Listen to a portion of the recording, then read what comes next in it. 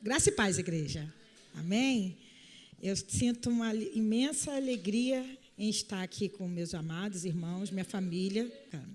A igreja, para mim, desde quando eu me converti com quase 12 anos. E a igreja, para mim, foi a minha família mesmo. Então, assim, eu não consigo me imaginar não estando aqui, não estando com vocês nesse dia. Então, assim, comemorar hoje meu aniversário aqui com vocês é uma bênção. Estarmos aqui agradecendo. E eu queria falar sobre algo que eu já preguei. Essa é a terceira vez que eu vou pregar essa semana. Porque eu preguei no aniversário da minha tia, preguei na segunda-feira numa live que teve, e hoje vou pregar novamente, vou falar sobre geração, sobre um Deus que é geracional, sobre um Deus que levanta pessoas como eu, como você, para que a gente deixe marcas na vida das pessoas. Como Deus que escolhe homens e mulheres cheios de defeitos, cheios de qualidades, cheios de coisas para serem tratadas e cheios de coisas já tratadas, né? Para que, de alguma maneira, a gente marque a vida de alguém. Então, o primeiro texto que eu vou ler, abra sua Bíblia, por favor, no Salmo de número 145. Essa eu não escrevi, não. Eu achei que estava escrito, mas não está escrito, não. Salmo de número 145, do primeiro versículo até o versículo 4. Diz assim: Eu te exaltarei, ó Deus, Rei meu, e bendirei o teu nome pelos séculos dos séculos e para sempre. Cada dia te bendirei e louvarei o teu nome pelos séculos dos séculos e para sempre. Grande é o Senhor e muito digno de louvor, e a sua grandeza insondável. Uma geração louvará as tuas obras a outra geração e anunciarão as tuas proezas. Uma geração louvará as tuas obras a outra geração e anunciarão as tuas proezas. Geração que anuncia para outra geração as suas proezas. Todos nós aqui somos fruto de uma família, sim ou não? Tem algum bebê de proveta? Não tem nenhum bebê de proveta. Todos que nascem, a palavra de Deus fala até isso, né? Que não nasceram da vontade da carne. Por quê? Existe a vontade da carne em que nasce um filho. Uma mulher se une com um homem e ali, né, nasce uma criança. E aquela criança é marcada com o quê? Com um DNA próprio, seu, mas com característica de pai e com característica de mãe. Eu não cresci com meu pai, vocês sabem dessa história. Não convivi com meu pai. E quando eu estive no final da vida, que foi a época que eu pude ter um pouquinho mais de proximidade com ele, teve um dia que eu cheguei lá de moto, lá com a minha motinha, a cinquentinha ainda, quando eu estava com a cinquentinha, cheguei na casa dele de moto, ele se assustou. Ele falou: você anda de moto? Falei: ando, ando de moto. Ele: você sabia que eu sou um motoqueiro? Meu pai era motociclista, eu não sabia. Ele já teve uma Harley Davidson, já caiu de moto, já se ralou todo. E eu e meu irmão temos... Meu irmão também é motoqueiro, né? Eu sou apaixonado por moto, eu tenho medo, mas eu gosto. Eu saio de carro, mas é agoniante. A moto te dá essa liberdade, né, Wallace? A moto, a gente se sente mais livre, né? Eu amo moto, e era uma característica que meu pai tinha. Meu pai é um palhaço nato, tipo Paulinho, tipo eu. E eu não convivi com meu pai. E eu peguei essa característica dele. Tem coisas que minha mãe fala que eu me vejo na minha mãe. Eu vejo assim, falas que ela, o jeito dela, expressões que ela tem, que eu falo assim: caramba, igual eu faço igualzinho a minha mãe. A gente puxa o pai e mãe, não é verdade? A gente puxa tantas coisas boas quanto as coisas ruins. Um exemplo: quando a gente vai no médico fazer o exame de rotina, quais são as perguntas que o médico faz para a gente? Tem diabetes na família? Não é isso? Tem pressão, hipertensão na família? Tem algum tipo de câncer na família, não é assim que eles fazem? Para eles poderem diagnosticar melhor. Porque a gente herda, foi até a pregação que o pastor teve aqui da herança maldita, né? A gente erra também a questão das doenças, geracionalmente falando. A gente herda os tiques, às vezes, as manias e tantas outras coisas. E pecado também, né? Às vezes, você vê numa família, por exemplo, e o pai do fulano bebia, o filho bebe, o neto está indo pelo mesmo caminho. Porque existe uma maldição naquilo ali. Mas eu não quero falar de maldição, igreja. Eu quero falar de bênção. Eu quero falar de uma geração louvar ao Senhor as obras do Senhor e contar isso a outra geração. E deixar isso como um legado para outra geração. Quando eu estava falando sobre essa palavra, eu estava falando sobre herança e sobre legado. O que é herança? Herança é o que os pais deixam para os filhos. E, geralmente, essa herança tem a ver com dinheiro. Uma casa, uma pensão. Quantas pessoas vivem de pensão, não é verdade? Fica aquela pensão lá no INSS, ainda mais se for militar. A menina tem uma amiga minha que tem, do pai, que ele foi militar, ela tem uma pensão, porque ficou de herança. Só que dinheiro é uma coisa que acaba, não é verdade? Dinheiro é uma coisa que você ganha uma casa do teu pai, por exemplo, uma herança. Se você não reformar, se você não cuidar dela, o que acontece? Ela começa a ruir, você tem que pintar, você tem que reformar. Agora, quando a gente é marcado por um legado, alguém consegue tirar o legado que foi marcado na tua vida? Legado não se tira. Tanto o legado ruim quanto o legado bom. Às vezes a gente tem lembranças ruins dos nossos pais, legados ruins. Mas às vezes nós temos legados bons. Dudu, o meu sogro, conta do seu Fernandes, o bisa, teu bisavô, né? O bisavô dele. Ele veio lá de Portugal. Tudo bom, Deise? Graça e paz, minha linda.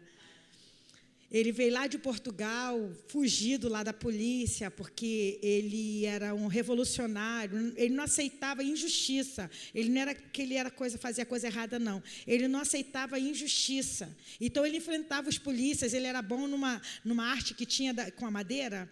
Qual o nome daquele negócio que o papai fala? É uma arte que tem com a madeira, que ele brigava muito com aquilo, e ele derrubou 50 homens assim, com aquela madeira, e teve que vir fugido. Ele e a esposa dele lá de Portugal. Quando chegaram aqui, a bisa, né, do Dudu, ela se converteu ao cristianismo, e ele não, todo durão. E quando ela se converteu, ele teve um problema lá que ele subiu numa escada, um bichinho mordeu ele na escada, aqui na perna, ele caiu da escada e quebrou a perna. E ele teve que ficar de cama. E ela deixava a Bíblia do lado da cabeceira. E ele xingava aquela Bíblia de tudo quanto é nome. Português de Portugal, daquele brabo. E ela sai com essa Bíblia daqui, e ela deixava lá, lê, Antônio. É Antônio o nome dele? Manuel. Não é Manuel. É Manuel Fernandes, isso. Lê, e ele não lia.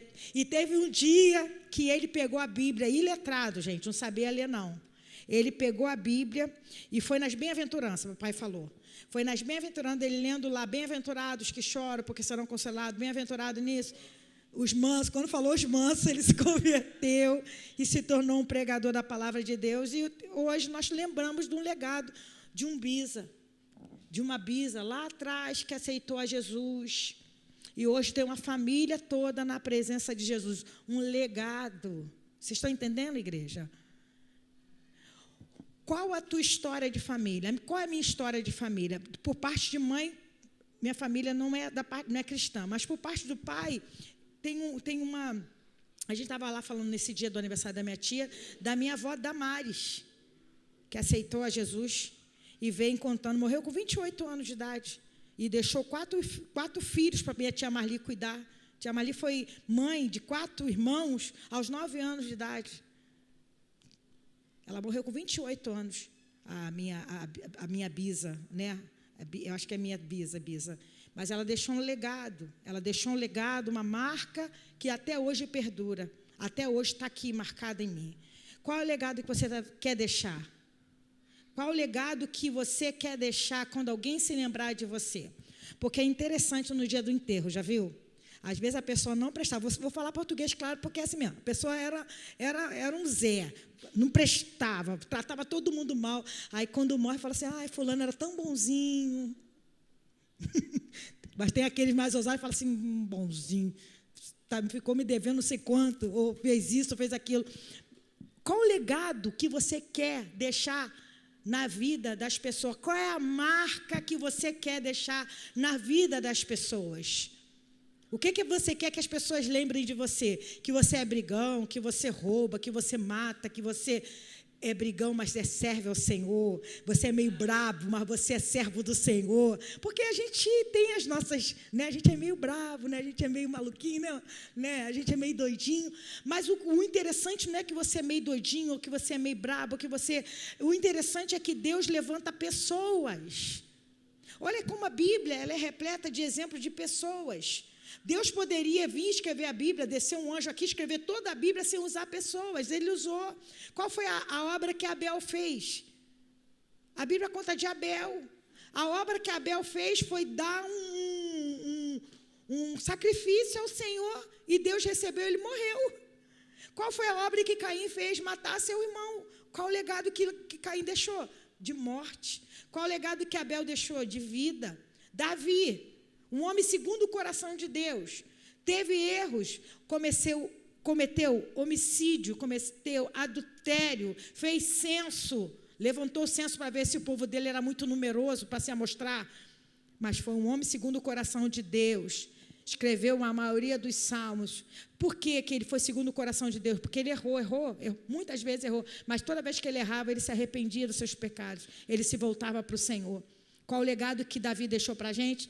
Um legado de arrependimento. Qual o legado que Moisés deixou para a gente? Um legado de um homem que tinha problema na fala, que tinha problema de um monte de coisa, mas que aceitou o chamado do Senhor e libertou um povo. Foi o legado que ele deixou para a gente. Eu falei aqui sobre Jael. A Bíblia conta de Jael apenas um pedacinho, que ela foi lá com uma estaca, matou a Císera e acabou. Qual o legado que ela deixou? De uma mulher que sabia o que fazer na hora certa, no momento certo. Não falou-se mais de Jael na Bíblia. Sara, Débora, Esther. Quantas pessoas eu poderia falar aqui? Pessoas como eu, como você, que deixou um legado, que deixou algo que marcou a vida das pessoas. A Bíblia é tão interessante que ela fala de Acabe, um homem que foi um rei horrível. Fala de Manassés, foi o pior rei que existiu para o povo de Israel. Homem, filho de Ezequias, foi o pior rei que pôde existir. Fala de Jezabel. Qual o legado que Jezabel deixou? Sacerdotisa de Baal, mulher insubmissa. Inclusive, até hoje as pessoas falam, fulana tem espírito de Jezabel. Já ouvi tanto isso. Fulana tem espírito de Jezabel. Legados bons e ruins, mas Deus tem nos chamado para deixar um legado. Vai lá para Salmo 78. Salmo de número 78, eu não vou me prolongar não, pode ficar tranquilo. Não vou falar muito tempo não, só umas 2 horas mais ou menos, assim, acho que é suficiente. Salmo 78, vou ler a partir do 3, tá? Porque o 3 vai completar o 4. Olha só. O quais temos ouvido e sabido, e nossos pais nos têm contado. Olha o que ele fala no versículo 4.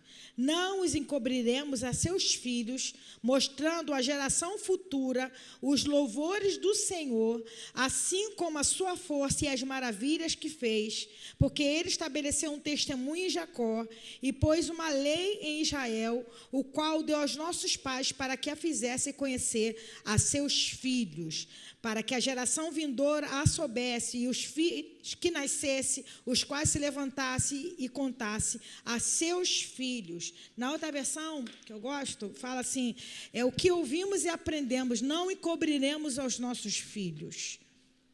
O que você tem ouvido, o que você tem aprendido, e você tem passado para a sua geração? O que você tem deixado marcado na sua geração? Como que era o povo, principalmente na antiga aliança? Não existia a Bíblia impressa. A Bíblia, inclusive, estava sendo formada né? A Bíblia foi formada em 1.600 anos, então aqui estava sendo formada. Era costumeiro o pessoal sentar na mesa e orar nas refeições e contar as maravilhas de Deus. E quando estava andando pelo caminho, contava as maravilhas de Deus. E quando estava indo deitar, a historinha que se era contada para as crianças, não era da Branca de Neve, não era do Chapeuzinho Vermelho, era da Bíblia, era do Deus que criou todas as coisas. E eles contavam e cantavam. Uma forma de gravar é cantar. Tem música que a gente canta, que a gente grava. Tem um versículo da Bíblia que fala assim: grandes são as tuas obras. Né? Aí tem uma música que fala: grandes são as tuas obras, Senhor Todo-Poderoso, justos e verdadeiros são os seus caminhos. Está lá em Apocalipse esse versículo. Eu gravei mais cantando do que... Se eu falar, eu não consigo falar. Grandes são as tuas obras. Mas lá em Apocalipse está falando do povo que vai cantar. Justos e verdadeiros são os seus caminhos. A gente grava muito mais quando canta. Existe até uma técnica que ensina em concurso de você fazer umas paródias para gravar uma fórmula de matemática, uma fórmula de português, e você canta, aquilo grava mais. Por que o inimigo investe tanto em música, que fica aquele negócio na tua cabeça? Fica aquele troço na tua cabeça? As músicas das eleições, né? Ai, Jesus, fica aquele negócio, 7, 8, não sei o que, nas couve, e fica aquele troço na tua cabeça, porque música grava. Né, Carlinho? Carlinho sabe disso porque Carlinho é músico. Fica lá só tocando o tecladinho dele. Grava, música grava. Eles faziam isso, eles deixavam como legado a música. Não é porque eles cantavam bem ou cantavam mal, não é porque eles queriam mostrar que eles tinham muito... Não, é porque a música grava melhor as coisas. E eles contavam e cantavam para a sua geração, para que a sua geração contasse a outra geração, para que a outra geração contasse a outra geração, até chegar aqui até nós. Nós somos fruto de uma geração. Talvez seja uma geração que está perto de vir o Cristo. Talvez estamos numa geração que está perto de vir o anticristo. De passarmos algumas situações, talvez. A gente não pode falar porque o pessoal fala assim: Jesus está às portas. A gente só pode falar que Jesus está às portas quando o anticristo se manifestar e começar a sacrificar lá no templo. Aí sim, aí está às portas. Porque movimentos como esse que a gente está vivendo, o povo já viveu muitas vezes, com Nero, com Hitler e com tantos outros. Né? Mas o interessante é que Deus deixou para a gente um legado. E eu preciso marcar a minha geração com esse legado. Legado porque eu sou bonitinha, legado porque eu sou alta, legado porque eu sou gorda, legado porque eu sou magra. Não, legado de Cristo. Independente do que eu tenho, independente do que eu tenho, independente do que eu sou, um legado precisa ser deixado. E dinheiro é muito pouco perto de um legado de marca de vida, onde a gente pode marcar a vida. E para terminar, Êxodo 20, versículo 5 e versículo 6, a gente vai terminar nesse texto, depois a gente vai cantar a música da bênção. Pedindo ao Senhor a capacitação dele para que a gente marque a nossa geração em nome de Jesus. Olha o que diz Êxodo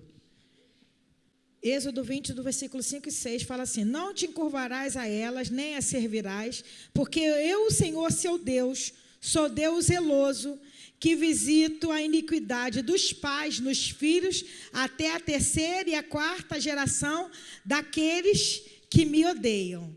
Se a gente parasse por aí, a gente vai ler o restante. Se a gente parasse por aí, a gente ficaria muito triste, porque aqui é a relação dos 10 mandamentos que Deus deixou para o povo e falou para eles que eles não deviam ter outros deuses, não deviam se encurvar, não deviam adorar a outros deuses, e que Deus castigaria, dando maldição até a 3ª e a 4ª geração daqueles que me odeiam. 3ª e 4ª geração. 3ª e 4ª geração é o Tata, é o Bisa, avô, pai e filho. É porque eu sou confusa, né? Imagina, dos que odeiam a maldição de Deus em 4 gerações. A gente vê isso. Não sei se vocês já repararam. Eu sou uma pessoa muito observadora. Às vezes eu olho uma família, Eu olho para a minha família, principalmente. Eu olho logo para o meu umbigo. Eu olho para a minha família materna, da minha mãe. Na minha família, da minha mãe, ninguém casou. Casou no papel e nem entrou na igreja casado. Eu casei. Eu casei direitinho, de papel. Luli casou com Paulinho, direitinho. Olha a minha geração, tá vendo? Na família da minha mãe, ninguém. Minha mãe nunca casou. Entendeu? Minha mãe nunca casou. Minhas irmãs, meu irmão, outro meu irmão do parte do meu pai, também casou direitinho. Casou direitinho. Olha eu colhendo fruto da bênção do Senhor. A Luli está casada com Paulinho. Casou direitinho, bonitinho, arrumadinho. Mas poderia ser ao contrário. Eu poderia perpetuar os pecados da minha família. Porque a maldição está até a terceira e quarta geração daqueles que me odeiam. Mas vamos para o 6, para a gente ficar feliz? Olha o que o versículo 6 fala. E faço misericórdia a milhares dos que me amam e aos que guardam os meus mandamentos. Então, milhares é muito mais do que 3, 4 gerações, amém? Então, se você está aqui hoje, se você está entendendo que a bênção do Senhor está sobre a sua casa, sobre a sua família, você pode mudar a tua geração em nome de Jesus? Você pode, em Cristo Jesus você pode. Em Cristo Jesus. Não é por você vai fazer força lá, vamos lá. Não consegue, sozinho não consegue não, a gente até tenta. Mas em Cristo, e faço misericórdia a milhares do que me amam e aos que guardam os meus mandamentos. Nosso Deus é um Deus geracional. O nosso Deus é um Deus que nos chamou para deixar legado.